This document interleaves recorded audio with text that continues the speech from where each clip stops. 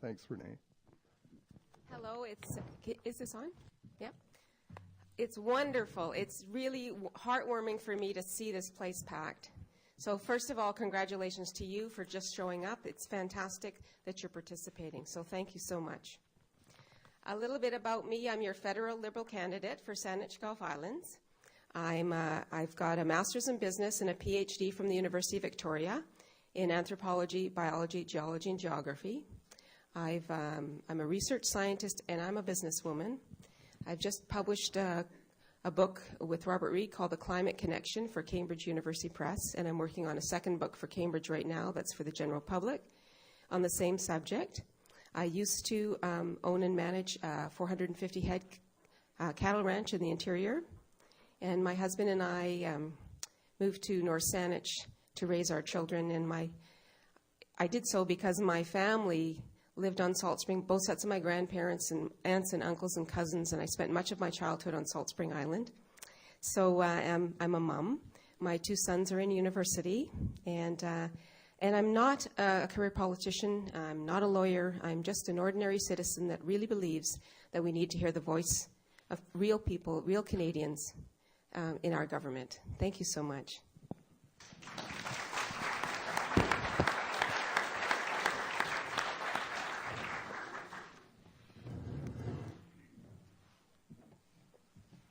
Thank you. Hello? Oh, okay. Thank you. Thank you for being here. What a wonderful turnout. This is great. Thank you for the opportunity to come and speak to you today. My name is Edith Loring Kuhunga, and my traditional name is Nuxgus. I come from the House of Gwinnanook, which is the Gitxsan Nation, the Luckaboo clan, the Wolf clan of the Gitxsan Nation. I moved to Saanich 27 years ago, and I've been living there ever since. The last time that I was here, it was a very sad occasion. Many of you know my late uncle, Victor Rees. And so I came for his funeral service here a few months ago. And I was asked by the family to get up and speak on behalf of the family. For some of you who were at the memorial service, it was me that his brothers and sisters had asked if I would get up and thank all of you for opening up your heart and your homes and everything to Uncle Vic and his family. Solomon, I see he's here, as well as Sharon, because I could really see at that time the warmth and the love and the respect that you all had for my late uncle. And that as we walked into the building and seen the totem poles as we came in, it just brought back all of those feelings and emotions for me. So thank you for that. I'm a mother. I've raised 6 children. I have 2 children of my own. I took custody of my brother's 3 children when they were 4, 6, and 8. And I also raised one of my sister-in-law's daughters. So I raised 6 children as a single parent for 18 years. I was a high school dropout, decided to go back to school and get my degree. Did my upgrading, went back and got my Bachelor of Education at the University of Victoria. I graduated with distinction. I am a small business owner. I've been running my own business now for the last 19 years. It's called First Nations Training and Consulting Services. It's a national training company that delivers training across Canada. And I'm a school board trustee for the Saanich School District. And I've been on that board now for the last 3 years. I'm also on the Water Advisory for the CRD, the Water Advisory Committee, which I've been on for a while now. And so I'm really excited and privileged and honored to be able to stand up here and speak before you and to be able to, share a little bit about who I am. And the reason why I decided to get into politics is because I really feel strongly that Aboriginal people need to be sitting at the table, that we need to be sitting at the table if we're going to be addressing some of the serious issues that are affecting our people across the country. We need to be sitting at the table. And I realized that I needed to really step up.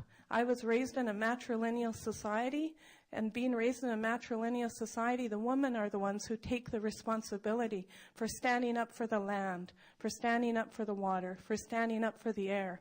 And it was then that I realized I needed to take my responsibility seriously, especially after I received my traditional name that was given to me, that I needed to get involved. I couldn't sit on the sidelines anymore. And so that's the reason why I decided to enter into politics. We waited until after all of our children left home, and we decided that then it was time for me to get involved. I've lived here for the last 27 years. I've raised my family here. I've contributed to the community in Saanich, and so I would be so honored to be able to listen and to hear what your concerns are. Thank you.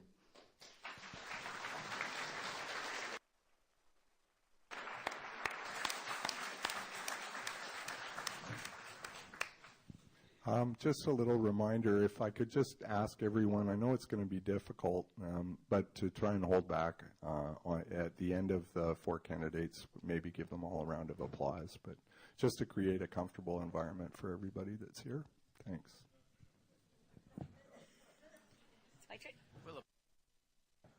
Hi. Hello? Try this one.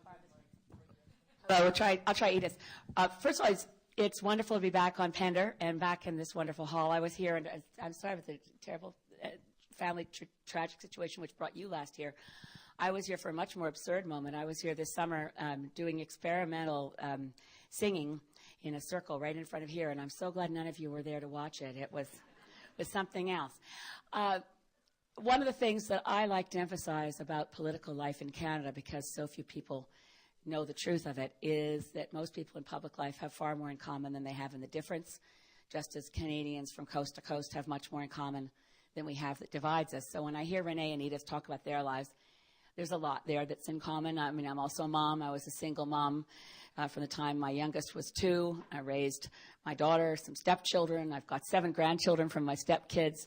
I was lucky enough to make my way after working for all of my 20s in a family business that wasn't particularly successful, to put it mildly, on the Cabot Trail on Cape Breton Island. My dad had thought it would be a great semi-retirement to open a restaurant on the Cabot Trail.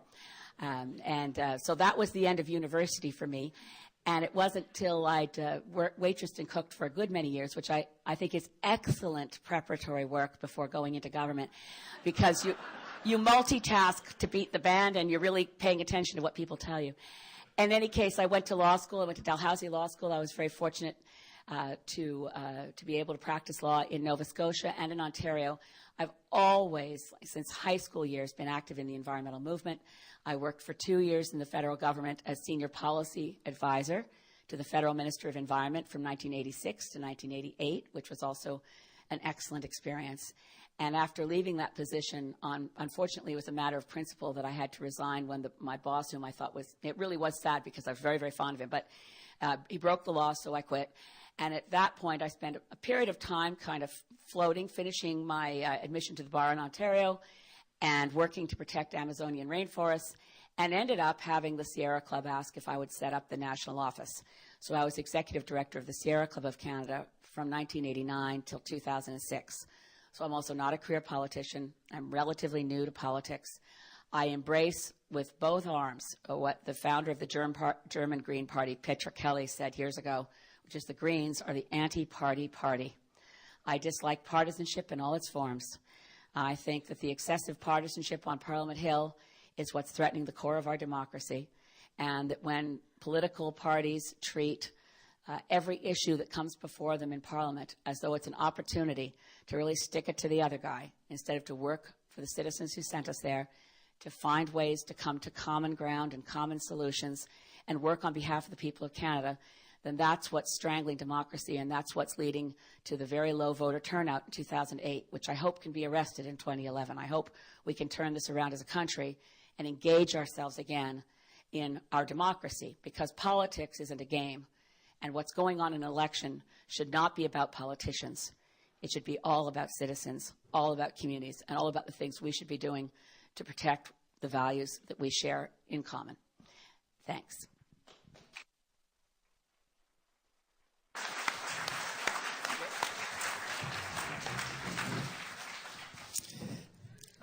Well, thank you very much. Let me first begin by saying I didn't set this up for Ken to tell you that you couldn't applaud for the first three, but you had to hold your applause until after me. That was almost looked like you had a plan there. But truly, let me begin by saying I'm honored to sit up here with the other candidates. I truly believe when people put their ideas forward, want to stand for office, whatever their political viewpoints are, they should be applauded. As you know, I've been your member of parliament for 14 years. It's a long time, and it's been an incredible experience. I'm very proud of my record locally as a member of parliament, what I've been able to accomplish for my constituents, and also very proud of the record of our government. A little bit about myself. The other three touched on this. I'll just share with you, I'm a journeyman carpenter. My wife reminds me when we got married that I was a journeyman carpenter, and then when I was 35 years old, I went back to law school and got my law degree, and shortly after that, I got elected. And she reminds me often that I keep sliding downhill in my career choices, but but my therapy is whenever I can actually go back and play in my shop with my tools. I would just want to say that, you know, the election, this is what democracy is all about. It's fantastic to see such a great turnout here. Elizabeth touched on, you know, what's happened in Parliament, and I agree with her. When I was first elected, we had two majority governments with Jean Chrétien as the Prime Minister, and it was very collegiate. You know, you went to committees, you worked together. I remember coming out here with the Fisheries Committee in my very first term, and you worked together. You know, the House of Commons is a place for vigorous debate. And absolutely, that's what it should be. But it should never become personal or as partisan as it has become. And I can assure you, like I sit in the House at times, and you know, my own children would be horrified to see the type of behavior. And we have to change that. I don't ever personally participate in any of that. I just think it demeans all of us. It's a pox in all our houses. It brings you know, it's just not good. So I share that concern with Elizabeth, and hopefully, you know, after this election that we can get back to whatever the results may be, working together for the good of all Canadians. But I'm going to end there. I could talk about our platform, but I know there's very little time for questions, so I would look forward to your questions, and thank you so much for coming out.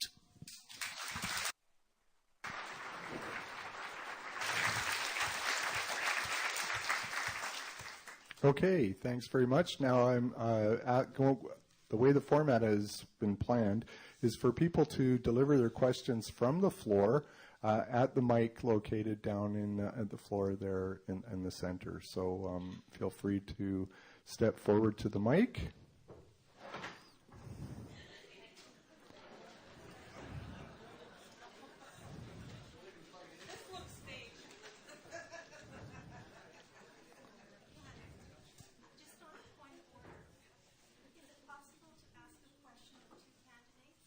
The way the format has been agreed upon is that you can direct your question to a specific candidate, and then the other that candidate will answer your question, and the other candidates will, in their numerical order at the table, also get to respond to the question.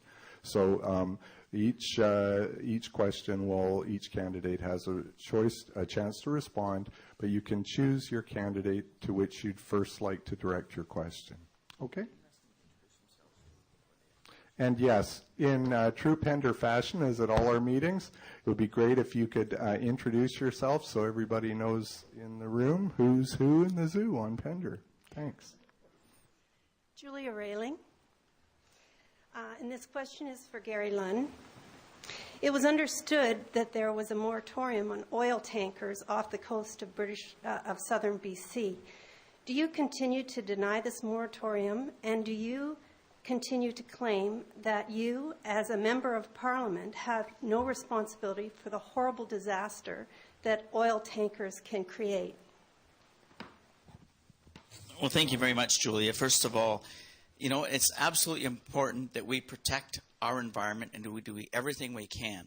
And I'll get to the specifics of your question. I'm a proud supporter of the Gulf Islands National Park Reserve. I've fought for that for my entire 14 years, and we're actually on the cusp of now creating the National Marine Protected Areas, which will be part of the Gulf Islands National Park. Your specific question with respect to oil tankers, there is a couple things. There's the voluntary exclusion zone. I'm sure you're familiar with that. So oil tankers coming down from Alaska to the state of Washington have to go on the outside. That's an agreement that's been agreed upon by Canada and the United States, and it's enforced and it's monitored, and it actually works. There are no oil tankers that are permitted to go down the inside passage at all, and I fully support that. I think, to be completely straight, you're looking at the questions, what about tankers that are coming in and out of a port, going, directly in? And, there's a project coming forward up in Kitimat, as you're probably aware, and that's one of the big issues that are coming up. Before anything can happen on that, there would have to be literally years of consultations, public hearings, public input into all of that process to see if it even should be considered. There's oil tankers right now that go in and out of the port of Vancouver, about 200,000 barrels a day, not all in one day, but that's the annual movement of traffic, and it's a very, very busy port. But these are tightly regulated by Transport Canada, Environment Canada, to ensure they meet all the safety standards, and I would completely support that. I know there's some suggestion whether there's been an actual complete moratorium on the west coast of oil tankers, but that would fly in the face of what's happening in the port of Vancouver right now. But again, I absolutely think we have to do everything we can to ensure whatever we do, we protect our oceans and our waters, and we ensure that we do it safely. And thank you so much for your question.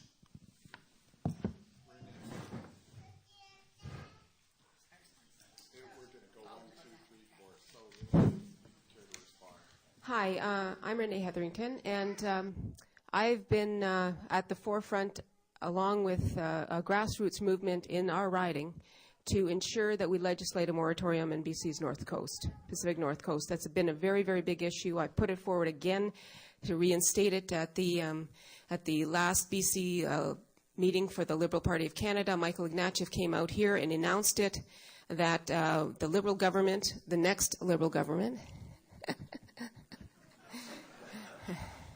will implement a moratorium on oil tankers on BC's North Pacific coast. The other thing that the Liberal government has agreed to do with respect to oil is, I don't know if you know or not, but currently Canada does not have a oil spill contingency plan. And as soon as those ships leave the port, the oil companies are no longer responsible, and we don't have a plan to deal with it, and Canadian taxpayers would be responsible for it.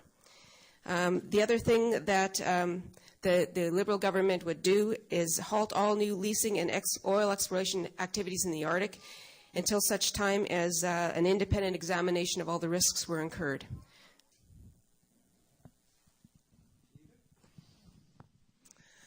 Thank you, Julia, for the question. As you know, First Nations people have been taking the lead front and center in the northern part. Many of those areas are my tribe up there and my neighboring tribes.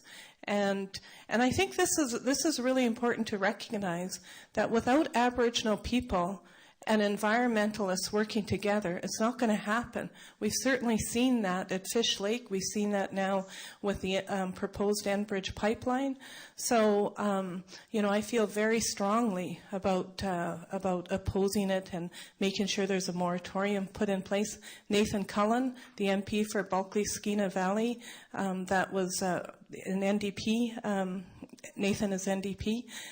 He has put forward a motion that a few months ago that he put forward on trying to put a moratorium forward to prevent supertankers off of our coast. Thank you. Well, I'm very pleased that the question was asked, so thanks, Julia. The truth of the matter is that even calling our moratorium a voluntary exclusion zone begins to chip away at decades' worth of protection on our coastline against oil tankers.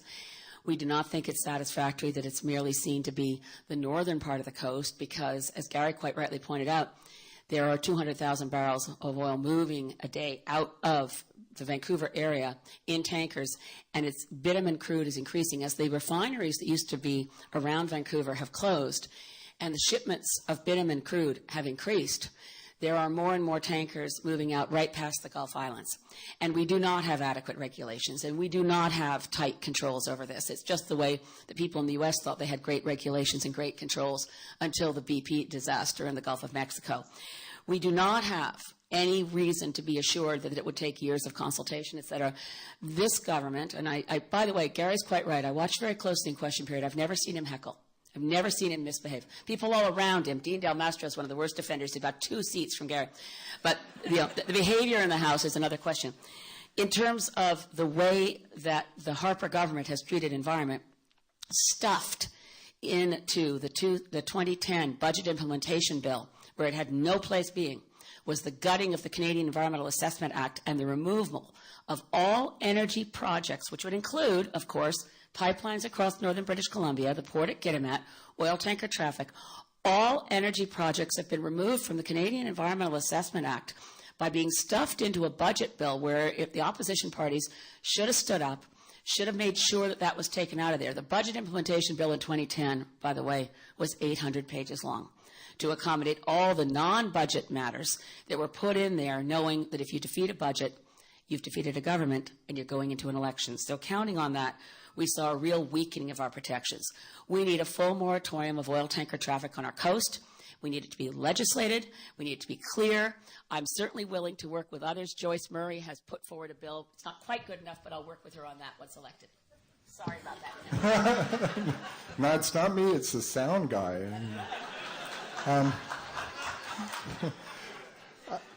Next question, please introduce yourself and direct your question. Thanks. I'm Gregory Nichols, and my question also is for Mr. Lunn. I was interested, Mr. Lunn, in what you were saying about the importance to democracy of MPs working together in parliamentary committees. According to the Calgary Herald and many other news sources, the Conservative Party produced a secret handbook, a guidebook, for Conservative MPs on how to unleash chaos while chairing parliamentary committees. It ran to some 200 pages, including background material, but the document was given only to Conservative chairmen and tells them how to favour government agendas, select party-friendly witnesses, coach favourable testimony, set in motion debate obstructing delays, and, if necessary, storm out of meetings to grind business to a halt. Would you agree that this guidebook and the behaviour that it encourages is anti-democratic? And if so, have you shared your opinion with Prime Minister Harper? That's a great question. Oh, thank you very much, Greg. Let me say, I absolutely agree that you don't need to do that. And I actually have spoken out against this, and many other practices I have as well. Elizabeth probably would remember this when she was there, and I don't know if it happened, and not necessarily from her, but even from people in other parties. Sometimes you get over-ambitious staffers who start producing things and are unhelpful.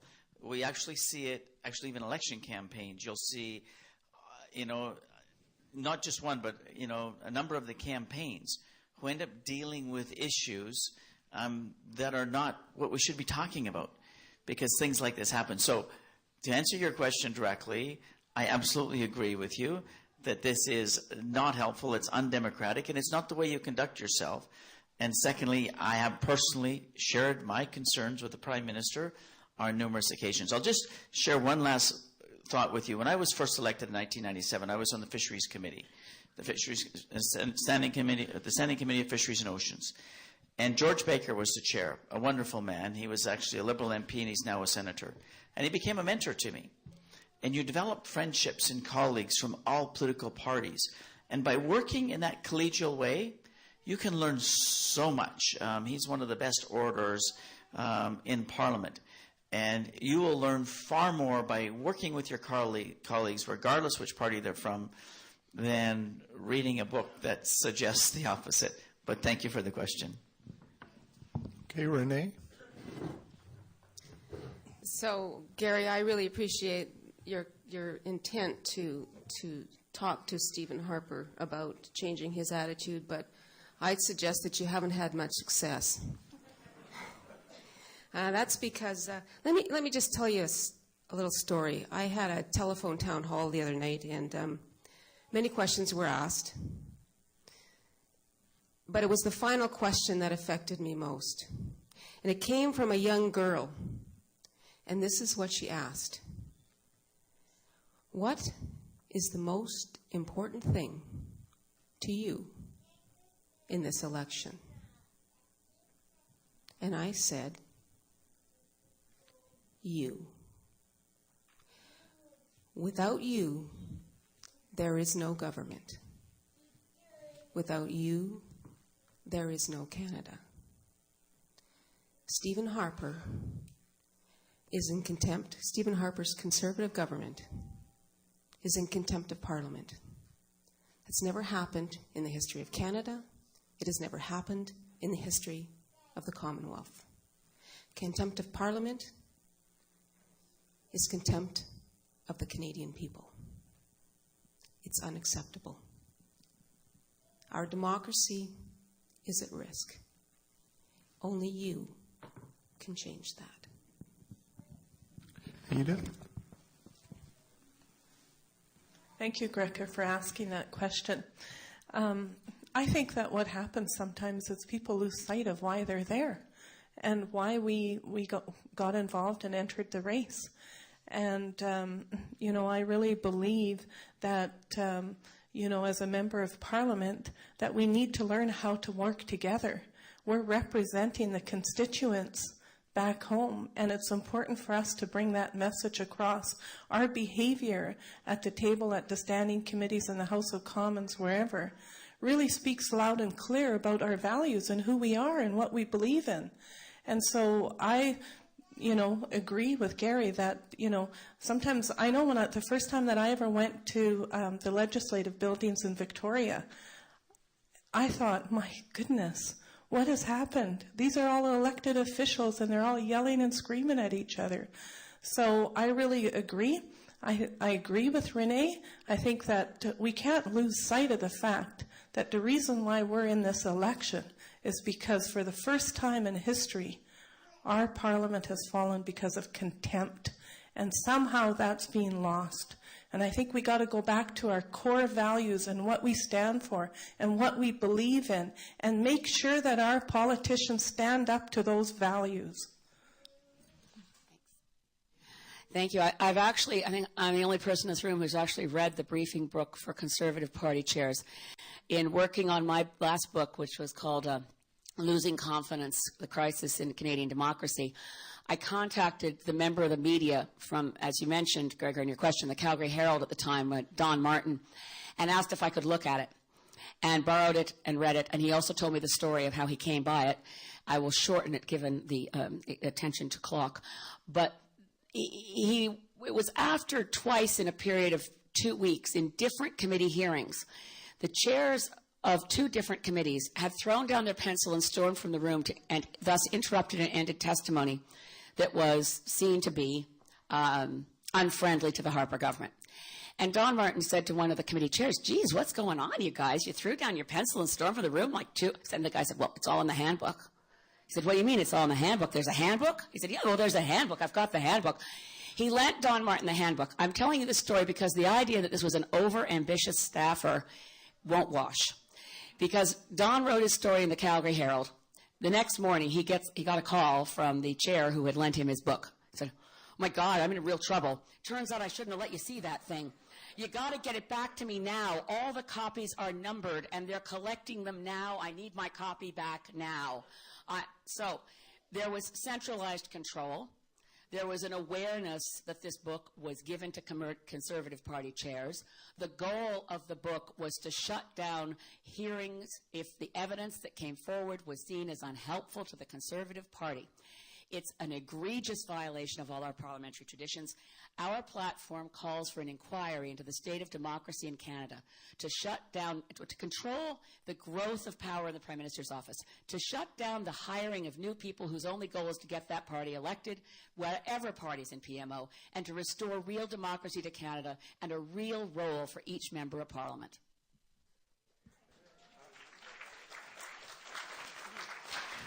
Okay.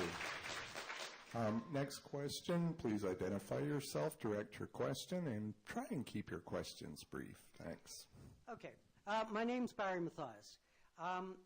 Mr. Lunn, I'm directing my question at you, and I apologize for the fact that you seem to have got 3 in a row, but you are our sitting MP, so I think you have to accept that. Mr. Lunn, I want to quote something that you said to Sun Media December the 1st, 2006, when you were the Natural Resources Minister at the time. And in the interview, you said the following things. It's not a question of if. It's a question of when, in my mind. And further on, you said, I think nuclear can play a very significant role in the oil sands. I'm very, very keen. And a little bit later, it's absolutely emission-free. It's CO2-free. On this particular file, I've had discussions this week.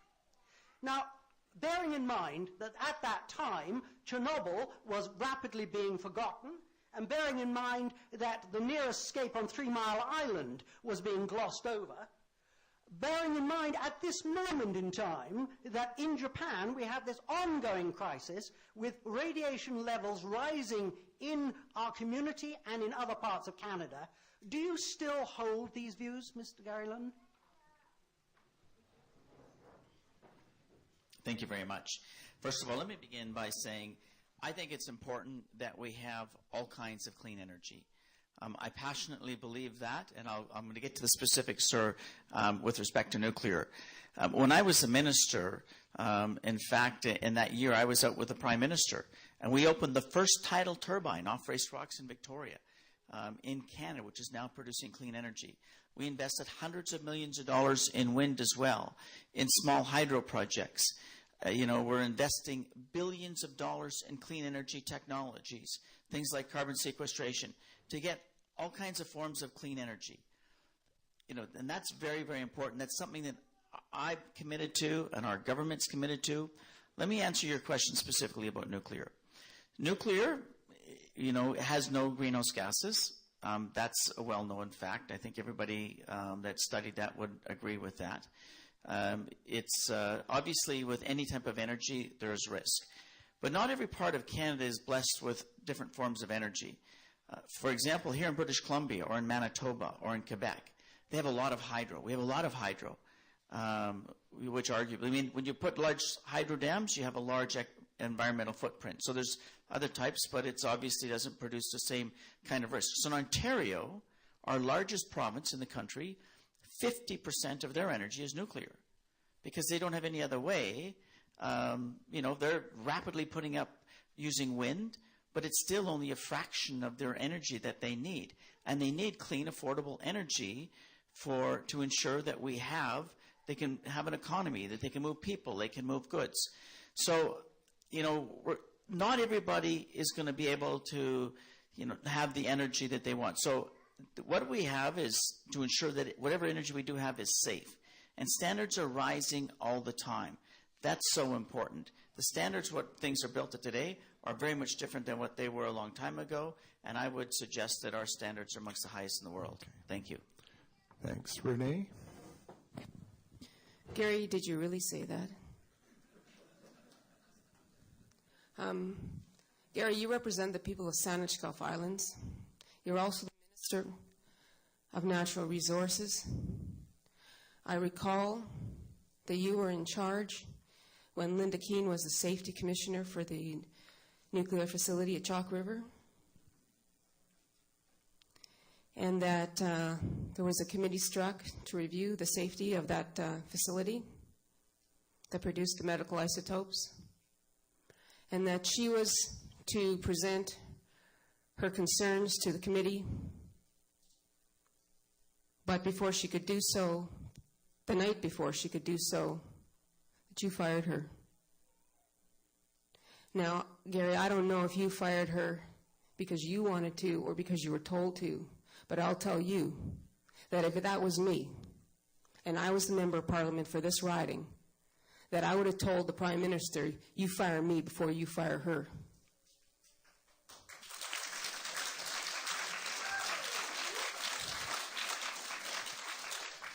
Because what happened?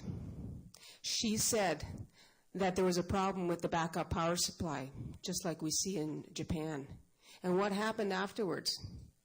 We had a nuclear leak, heavy water leak. It didn't happen once. It happened twice. And the second time it happened, it took 2 weeks to notify the public. That's not what a Minister of Resources does. They don't fire their experts, even if they don't like the message, especially if they don't like the message. You listen to your experts. Okay, thanks. Edith? So I guess we can see what's happening in Japan. And I think the big issue here is the safety for people. That's the big thing, that it's not all about money and power and greed and everything else, that it's really about looking after what's best in the best interests of the people and looking for energy, clean, affordable energy that's sustainable, that we don't have to worry about in terms of safety and the many issues that are going on in Japan. Thanks for the question, Barry. First of all, the Green Party of Canada opposes nuclear energy and believes it should be phased out across Canada, phased out in order to move to clean energy sources because you will find someone who disagrees with your statement, Gary. While emissions from nuclear reactor includes tritium and strontium-90 and other radionuclides in routine operation, not just in accidents, the mining of uranium, the transport, and all the other aspects of the reactor do make it a carbon dioxide issue. It's not an issue in its ongoing operation, but it's certainly an issue in dealing with waste, in building the reactor, and so on. They're hugely expensive. They don't actually make sense if you're looking for a solution to the climate crisis. Again, with due respect, Renee, I wish that the Liberal Party was anti-nuclear. They're not. The NDP are. And we need to have a full inquiry in Canada into the safety of nuclear reactors. The current Harper government's position has not put billions of dollars into clean energy. The billions of dollars have been to two things: carbon sequestration and storage, which is not clean energy. It's a hypothetical future technology to try to hide the carbon dioxide underground rather than moving off fossil fuels. And it's been for the nuclear industry.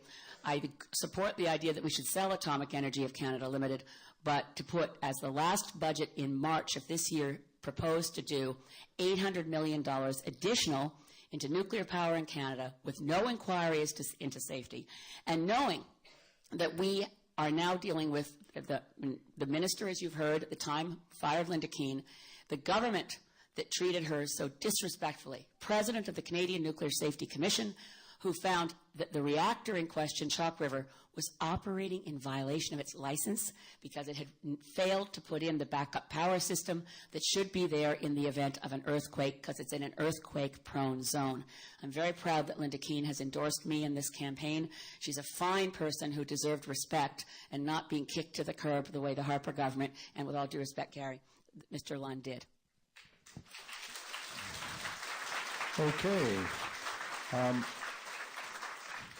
I'm looking at the time, and because of the 2 minutes we're providing for each candidate, I wanted to check with the candidates and see if 90 seconds would help move the questioning along. And if that doesn't work, then we may do a lightning round like on Jeopardy. Okay, please identify yourself and direct your question. Lillian Tatro, and I can't understand how the progressive conservatives, if maybe you can help me understand, could run on their ability to manage the economy. It was mid-1800s when they last had a surplus. The Liberals left them with a huge surplus. And we're a resource-based economy. There are many reasons why Canada was protected from this recession. It's not good management that saved us. I want to ask Renee to tell us about something completely different, and that's the national food policy. We have so many people struggling here to grow food, to produce. We're trying to promote buying locally, not transporting stuff all over the globe. Can you please tell us a bit more about it? Thanks. Yeah, that's a policy that actually came right out of this riding. we had a series of roundtables, and we brought together people from agriculture, people from local markets, people from throughout the region, and we had roundtables and brought that information, and we put forward a national food policy that made it to the top 10 in Canada. It was then adopted by the Federal Liberal Party. It went across the country seeking more input, and that national food policy includes funds for local farming.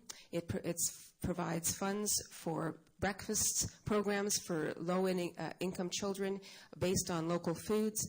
It provides a long-term support for farmers from the ground up, so the farmers tell us what works for them, not from the top down. It new labeling for foods, a national health policy.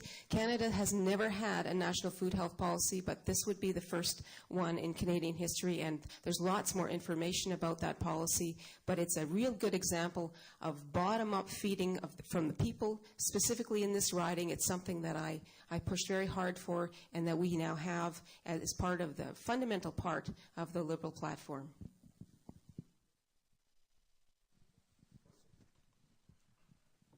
Well, Jack Layton has put forward a food security policy as well, and I can only speak from experience as well. I know when I grew up, my parents raised 47 foster children and 8 of us, 55 kids. We grew up off the land. We knew how important it was to produce our own local food and how important it was to make sure that we looked after the land and that we took care of it. Because one of the things that we were taught is if you didn't look after Mother Earth, it wouldn't look after you. And so, you know, when I think about food security, that's what I think about. I think about how can we help people be able to provide for themselves without having to have it transported in from other countries or even from other provinces. And so to me, food security is more about looking after how can we grow and produce food locally, and how can we support our farmers to do that. And when I've been on the islands, one of the things that I've heard a lot from some of the local farmers is affordable housing.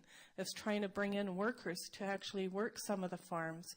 So to me, I think it's really important that we look at ways and initiatives that we can really grow food locally and sustain it. Thanks.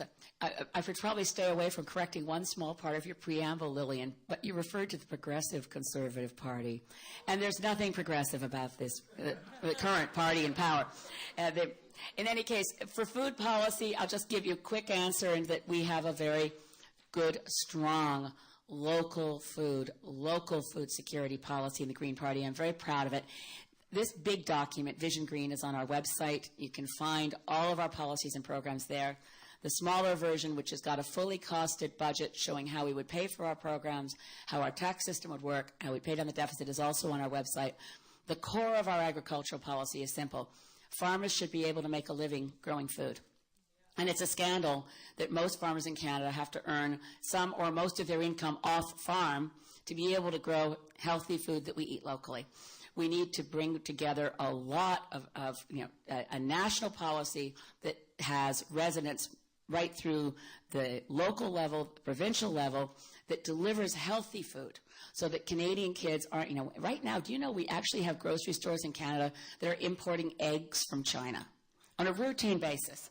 All of the garlic in major grocery store chains in Canada comes from China.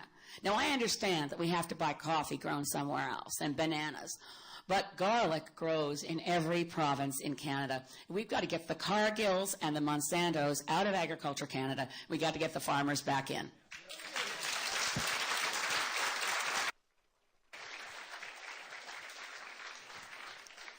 Thanks, Lillian, for your question. Let me, before I get to food safety, you started off with the economy and talked about managing the economy. I want to first of all say that I'm very proud of our government's record. When we took office, we did have surpluses. We paid $37 billion down on the debt.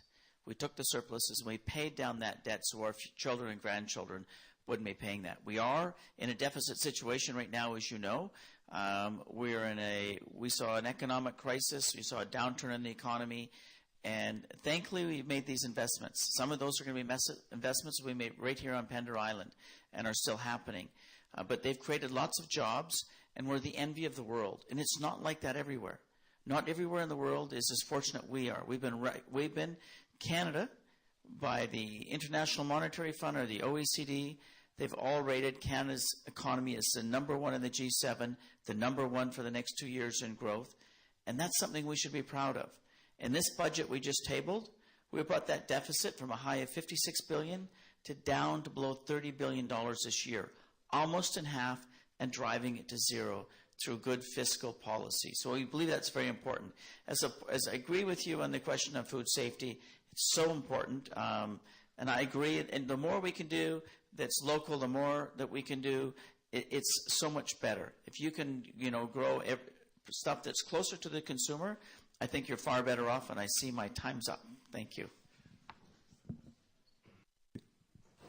Well, okay. Identify yourself, please, and direct your question. And I'm going to ask again if we can keep our questions as concise as possible. Thanks. My name is Vicki Dutton. Mr. Lunn, this is directed at you, coming from the government that was in power. Why has the Canadian government not released any research funding to look into a potential treatment for MS patients? Why are my friends and neighbors on this island going to Mexico, spending $12,000 to $20,000 to get treatment in some of those other countries in the world you just mentioned? If this is the greatest one, why aren't we serving our people with that disease? Thank you very much. And I think the treatment you're referring to, and we've seen that in the news, is when they put the balloon in the arteries that are going up into the brain, and they're opening them up. This had some extraordinary results that we've seen. The officials at Health Canada, the doctors, and they've consulted with the scientific community. They're still doing more research. They don't believe that we are in a position to start doing clinical trials in this country. I know it's something that is being aggressively looked at, but you are seeing it being done in other places with some very encouraging results. I'm not the expert. We've gone to the experts, and I believe we have to listen to the doctors that are doing this, looking at this research to ensure the patient safety and when it's appropriate to do those clinical trials. But I know the Minister of Health is actively looking at this, but at this point in time, they don't believe they have enough information to begin clinical trials. But I thank you very much for the question, and I will advise her of that. That's a concern. Thanks, Renee. Yeah, my dad had MS and he died. So this is a real personal subject for me. The Liberal Party has stated that they will implement a Canadian brain health strategy to help families cope with Alzheimer's, multiple sclerosis, and Parkinson's disease. They'll do so by awareness, education, and prevention, by providing $100 million in research over the first 2 years for understanding, treating, and preventing these diseases. Now, I just want to correct something that Gary said. He did say that they paid down $37 billion of the debt, but he forgot to add that the overall debt's increased by over $100 billion. We now have the largest debt in Canadian history at $463 billion. And if we don't deal with that, and if we don't set priorities, I'm very, very, very concerned that when it comes time to negotiate the National Health Accord in 2014, there won't be any priorities, there won't be any money left. And that's because the budget, the difference between the Conservative platform and their budget is $11 billion. And they don't explain where that money comes from. Thank you, Vicki, for asking that question. I think that the New Democrats have been front and center in terms of health care all the way back to Tommy Douglas. We're the ones that brought in Medicare, and we're the ones that should be sitting at the table in 2014 renegotiating that health accord. We're the ones that understand, recognize the importance. Our population is aging. It's critical and important for us as New Democrats because we recognize how important our public health care is. we don't want to see it privatized. We're seeing it more and more become privatized. We're seeing less and less funding being established for research. And it's critical that we are sitting at the table. And that's one of the main reasons why I decided to get involved, is because I recognize the importance of our healthcare system. There's so many countries around the world that are so envious of our public health care. And so, that's why I think that it's New Democrats. We need to have New Democrats sitting at the table, renegotiating that health accord, because we cannot trust Harper and the Conservatives to do it on our behalf. Clearly, Tommy Douglas did bring in health care to Saskatchewan, but it was Prime Minister Lester Pearson working in a minority parliament with the support of David Lewis who gave us national health care, which is a strong object lesson of the contrast between a minority government that tries to seek consensus and work well with others and a minority government that tries to rule like a dictatorship by scaring the other parties with the constant threat of an election. The issue of MS patients and this current experimental method, we do support having more clinical trials that are supported by the Government of Canada. I have a friend, actually our candidate in Williams Lake, just returned from Mexico, and she's doing so much better since she had the treatment. It's hard for me as a non-expert to see how there isn't something there when so many people are seeing such good results. Just a quick correction on the debt and deficit figures. They're actually larger. Renee's right. It's gotten a lot bigger under Stephen Harper. The current debt for the Government of Canada is in excess of $530 billion. We're spending $93 million a day on interest. And the funny numbers that Mr. Flaherty puts out get funnier all the time. I was there for budget lockup, where they said that they were going to be able to bring down the deficit, but the parliamentary budget officer, in reviewing the numbers from the Conservatives, can't see how it's going to work. It's sort of a magic fairy dust formula that everything's going to get a whole lot better, even though the Harper Conservatives propose to continue to cut taxes on those corporations that are showing good profits. We're now the lowest in the OECD on corporate tax rates, except for Iceland. It's not necessary. We need to be reasonable to get out of a structural deficit, and it is important to do so. Okay, thank you. Step forward. And please let us know who you are and direct your question. Thanks. My name is Chris Pauline, and the question I have is very dear to my heart, because when people lie to me, I have no defense mechanism. I'm helpless. When people lie, when they play games, little backroom deals, I don't know how to deal with that. And my question is, and I wasn't sure who to address it to Elizabeth May or to Gary Lunn, but maybe Elizabeth May, you can help me out with that. You were excluded from the debate last Tuesday and Wednesday by the executives of the CBC. Now, the CBC is always funded to a great deal by the Harper government, and somehow it just strikes me funny that Mr. Harper, all of a sudden, or the Harper government, has some kind of an invested interest that you are not in the debate, and all of a sudden the CBC CEOs don't let you come in. CBC is listening to the people of Canada and always is referring to the people and asking us for help. And yet when it came down to, they ignored our voice in spite of what maybe the Harper government was dictating to them. Maybe you can comment on that, please.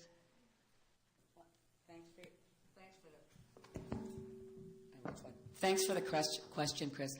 Of course, as all of you know, I suppose you all know, and I don't need to go on for all the reasons, that it was really offensive to democracy that the media consortium, not CBC by itself, CBC and Radio Canada, CTV, Global, and TVA, the other French commercial network, commercial in Quebec, get together behind closed doors. They have no rules. They have no criteria. They're not guided by any legislation. And in this instance, I also don't know who to believe. The consortium said they came to this decision and all the leaders agreed with them ahead of time. The leaders say, well, we only did what the consortium suggested. We'd really rather have had her there, say Michael Ignatieff and Jack Layton. And Mr. Harper said, well, I'd participate in a debate if she was there, but I'd rather debate Mr. Ignatieff. So he changed the channel rather quickly.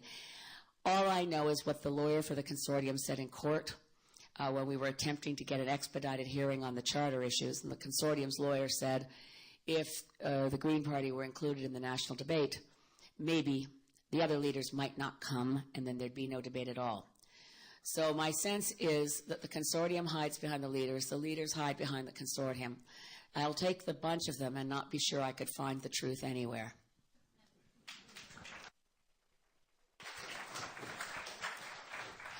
Thank you very much for your question. First of all, Elizabeth's right. It was a consortium. CBC had one vote, Radio Canada, CTV, the networks. Prime Minister said clearly that his preference was a one-on-one debate against Mr. Ignatieff, as he believes he's the only other person that actually can form a government. That was his preference, but he would debate all the leaders, including Miss May, but it was their decision. And I think Miss May knows that they didn't have any input. It was, quite frankly, I believe, it was honestly about the consortium and their ratings. I find it offensive that Gilles Duceppe, whose sole mandate is to split this country up, is invited into the debates, and Miss May is not. I said that. I said to Miss May, she can tell you we want it on CTV together, and I said, I understand why that you're appealing this decision, and I wish you well. You know, it's not my battle to take up, but I genuinely believe that. But, you know, I think it's about the consortium and the ratings, and maybe something does need to be done. Maybe something does need to be happening in the future. But I can assure you that I know for sure our leader, he made it very clear his public comments, and his first choice wasn't to debate Miss May or even Mr. Layton. It was to have a one-on-one with Mr. Ignatieff, but that was not accepted. And he said, but other than that, I'm happy to debate all the leaders and we'll accept your decision. Those are the facts. Thank you. Renee? Yeah, I just want to, just a couple statements, because this really doesn't have much to do with me, but Michael Ignatieff wanted to debate with Stephen Harper, but Stephen Harper turned him down. He said anytime, any place, and that didn't happen.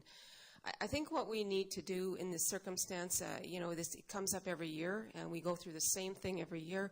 I think what we have to do is decide as a country how we're going to do this, and then stick to the plan. And it doesn't have to be one type of debate. We can have a series of different debates.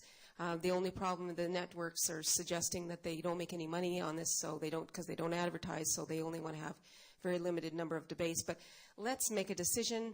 Let's figure out how we're going to do that and just be consistent from year to year. Thanks. Edith?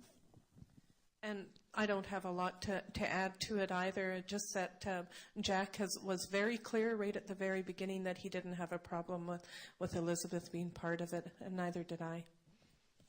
Okay, thank you. I think we're running low. We're really getting short on time here. So I'm wondering if we can go into the lightning round and do 1-minute answers. Sure. Are candidates comfortable with that? I just want to get as many questions through.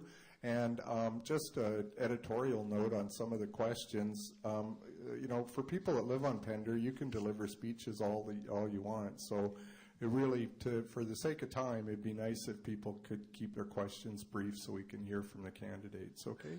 Thanks. Andy Novak for Elizabeth May, please.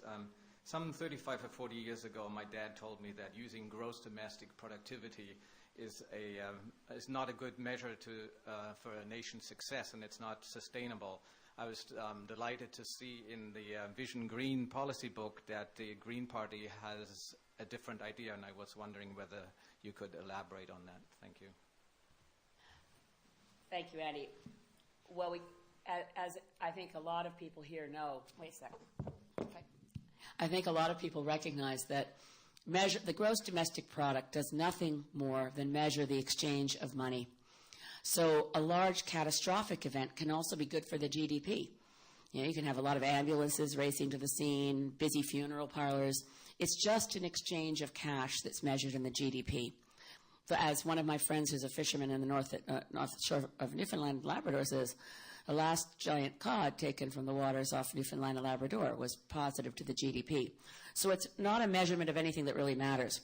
So we're calling for, as are many governments around the world, by the way, Nicolas Sarkozy in France commissioned 2 Nobel Prize winners to look at the issue. We're calling for a genuine progress index that actually looks at our real health, our natural capital, our literacy, our state of well-being, and brings that forward so we actually know whether we're doing better or worse, and we design policies that enhance our real state of well-being.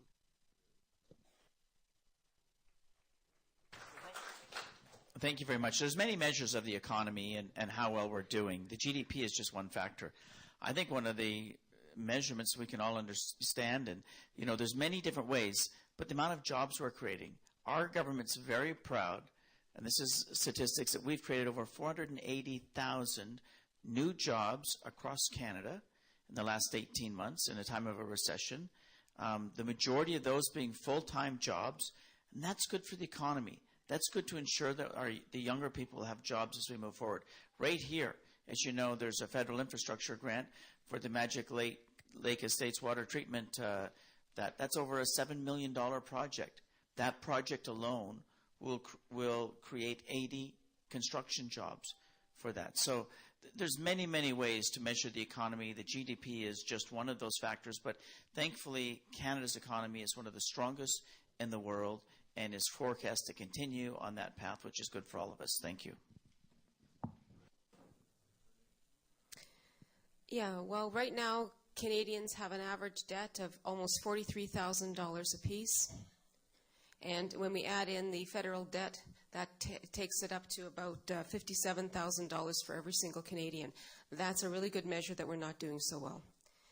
What we want to make sure to do is that we focus on the economic security of Canadians, on our physical, environmental, social, and cultural well-being. I think that we need to focus on ensuring that we have a health program that ensures timely access to affordable, equal health care, that enables Canadians to reach their potential. We need to ensure that we have jobs for our youth. Currently, our youth employment rate is twice the average for the rest of Canada. We have to make sure that we have a sustainable environment, because without a healthy environment, we don't have a healthy economy, and vice versa. They're very interdependent, and we don't have a healthy Canadian population.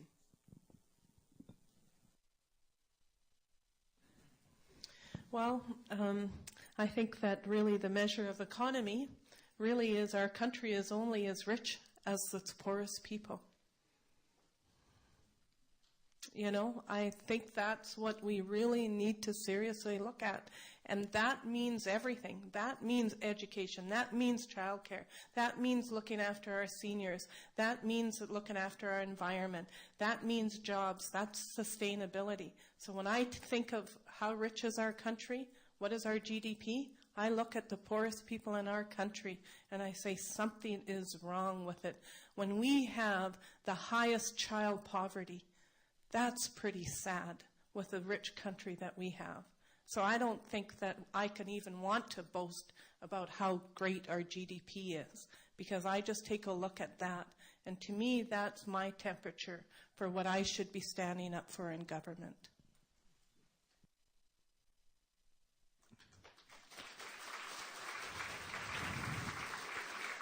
Thank you very much, and I'm afraid because of the time limitations, we only have time left for one more question, and then there'll be closing remarks. Folks have boats to catch, and some of those that aren't on tight schedules may stay behind, but sad to say we're running short on time. So if you could identify yourself and direct your question, sir. Thanks. I claim to be the oldest person in this room.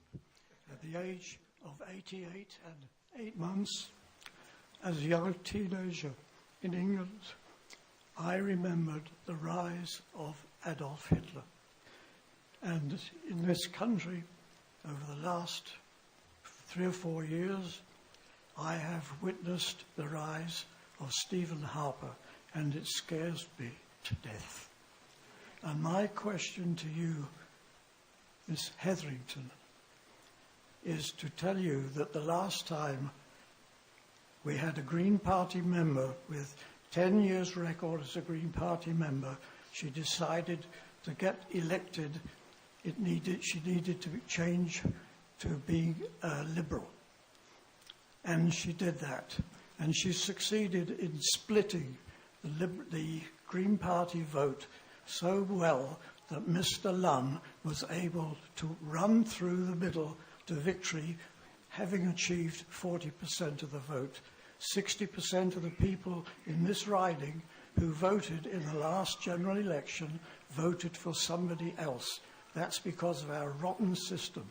So my question to you is to suggest that you consider whether it is a good idea to oppose Elizabeth in this very important election. Thank you.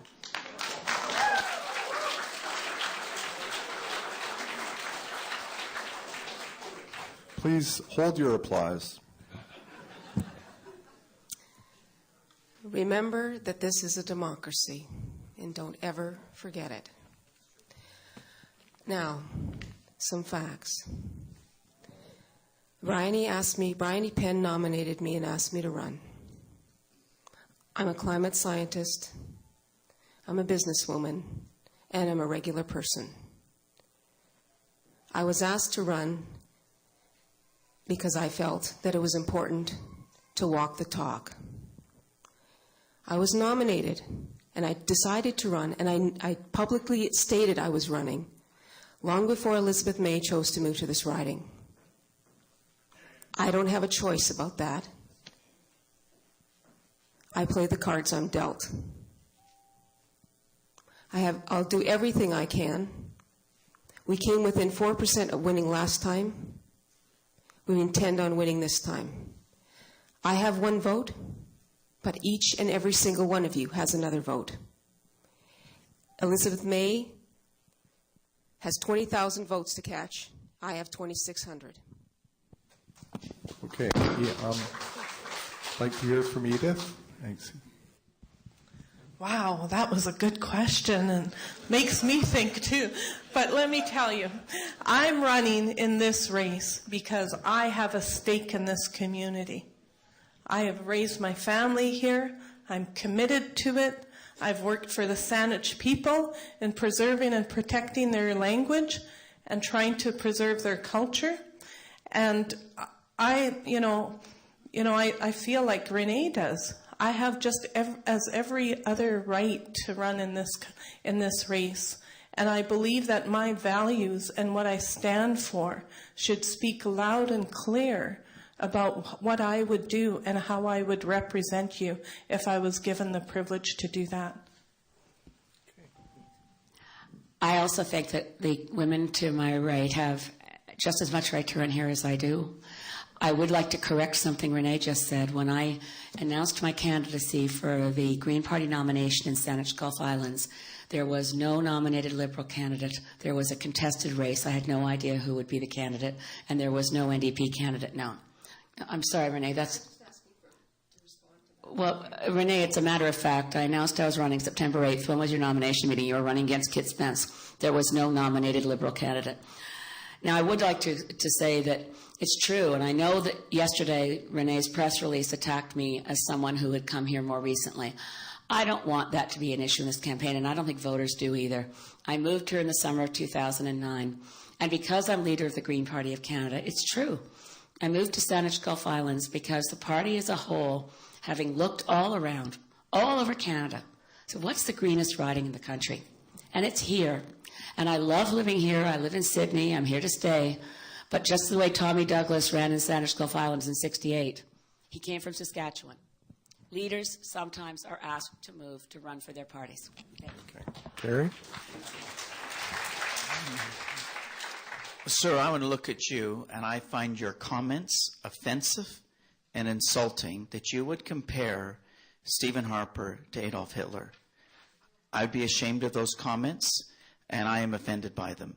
He is this man. You can disagree with his politics. I'm actually disappointed Miss May didn't address that. I think it's terrible that you made that. You can disagree with his politics, but he's done more for human rights in this world. I've been to Afghanistan. I've seen the difference. We're in Libya right now, and we're there stopping a massacre of tens of thousands, and people are snickering and laughing. That's your right. But to make comments like that are completely offensive, and I would wish you would not have made them. Okay. At this point, I'm sorry, we've run out of time for questions. At this point in the agreed-upon format, because candidates have to go, sad to say, and if questions have been held a little shorter, we might have been able to squeeze another one in.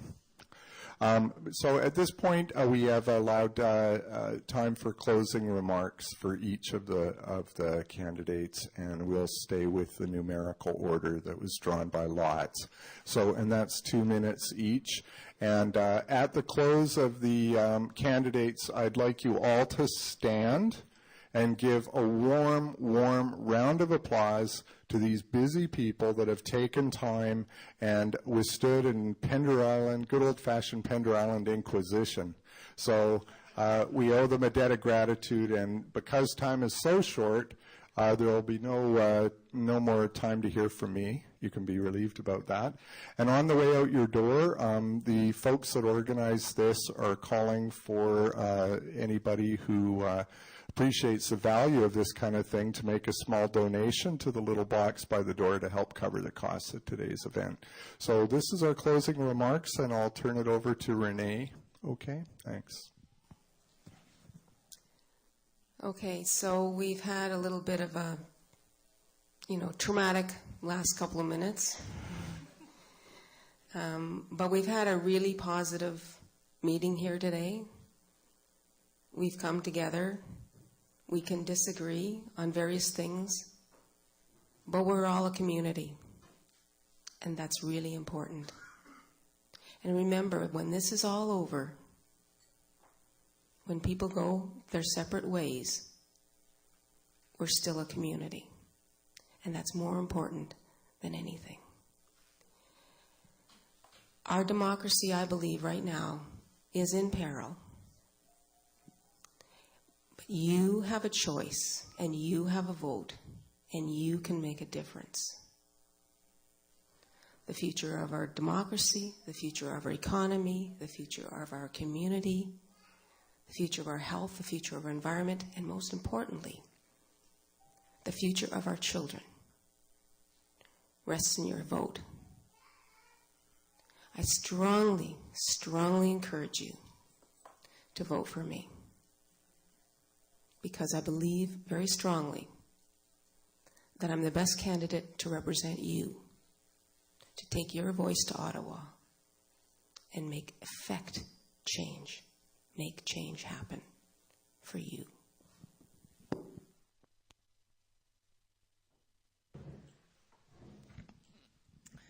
Thank you. Thank you so much for inviting us. Thank you for the opportunity to come back on more of a positive note than when I was here a few months ago. I think back of the traditional territories of the Coast Salish that we all live in and reside on and enjoy. And I'm just so happy and proud to actually be a resident in this area. I really want to talk a little bit and leave you with some of my values. I hope that I was able to share some of that with you. Because I really believe, being raised in such a huge family, that my values of who I am and what I stand for, that you've been able to see and know that that's what I will bring to Ottawa. That's what I will bring to represent you in Ottawa. And I guess the other thing that I want to say is that being an environmentalist and a conservationist is in my blood. It runs through my veins. It's who I am. As an Aboriginal person, I don't separate the environment from who I am. It's not a part of me. It's not a choice for me. It's a responsibility that I have. It's a responsibility that I have of what I'm going to leave behind 7 generations down the road. That's what I was raised with. That's what I have to think about. I have to think about the environment. I have to think about the social justice things, because I don't believe that those things can be separated. I believe that they need to work together. They need to be addressed holistically, and I believe that I would be the best person to represent you in Ottawa. I believe that I am, an everyday regular person. I might not have all of the academic and all of the other stuff behind me, but I do bring that real value with me. And I look forward to your vote on May 2nd. Thank you.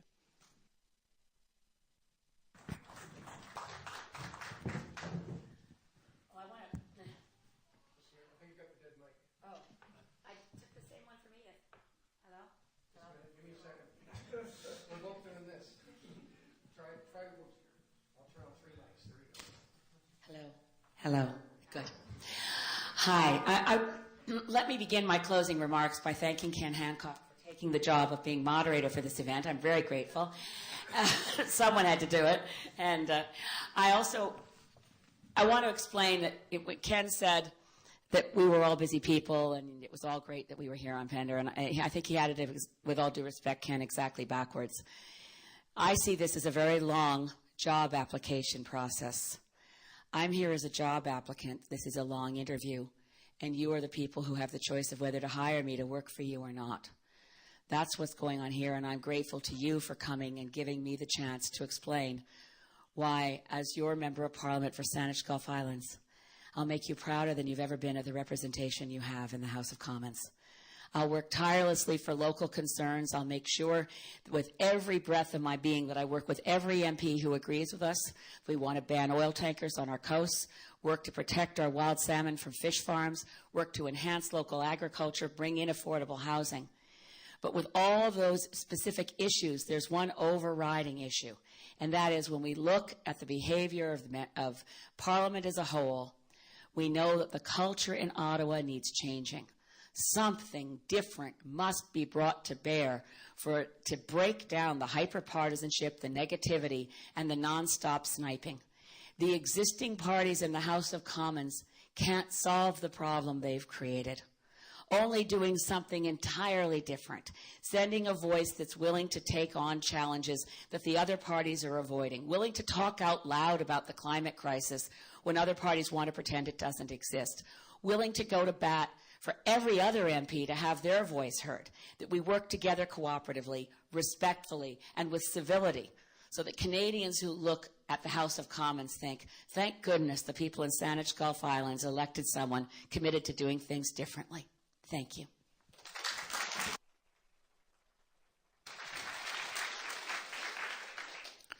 Well, first of all, let me begin by thanking all of you for coming out and participating in democracy.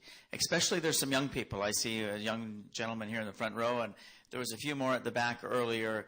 And I talked to a few of them, and they said, you know, we see all the signs, and we want to see what it's about. They're engaging, and I think that's fantastic when the youth are taking that kind of an interest. I'm very proud of my record. I'm proud of my leader. I'm proud of our government's record, what we've been able to accomplish in our first 5 years of office. There's more work to be done. I will commit to you that regardless of the outcome, you know, if I have the honor and privilege of being elected again, that I'll continue to work as hard as I can for each and every one of you collectively and as individuals. I take a lot of pride in being a constituency MP and helping people from the smallest files to the largest ones, and we've had a lot of successes. Again, it's been an incredible honor and privilege, and I hope the opportunity to continue that work, and for that, I'm asking for your support on May 2nd. Thank you so much for coming out today. Okay. Well, that brings today's events to a close. And from the perspective of someone who puts in a few hours of public service, I can't imagine why they would want the job they're going after. At least I get to come home on a fairly regular basis. So I'm going to ask you all to stand in a warm Pender fashion and give these folks a standing round of applause.